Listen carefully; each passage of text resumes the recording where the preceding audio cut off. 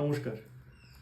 আজকে এমন একটি বিষয় নিয়ে আলোচনা করব, সেই প্রশ্নটি অনেকেরই থাকে, বিশেষ করে যাদের আমরা ভিজিট করে এসেছি, যারা বাস্তু করিয়েছে, তাদের এই জিজ্ঞাসাটি সব থেকে বেশি পরিমাণ থাকে যে আমাদের এই যে বাস্তুটি হয়ে গেল, এর পরে এর জন্য কি কোনো নির্দেশিকা থাকে বা গাইডলাইন থাকে থাকে সেগুলি কি অবশ্যই মেনে চলতে হয়।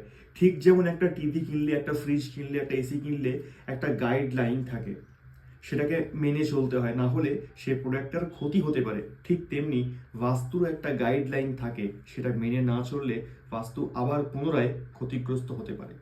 তো বেশি কিছু থাকে না এখানে। নর্থ ইস্ট ঈশানকোণ, সাউথ ইস্ট অগ্নিকোণ আর সাউথ ওয়েস্ট নৈಋত্যিকোণ, এই তিনটে দিককে যদি আমরা ঠিকঠাক ব্যালেন্সে রাখতে পারি, তাহলে বাস্তু নিজে থেকেই ব্যালেন্সে চলে আসে। এই তিনটেই গাইডলাইন থাকে।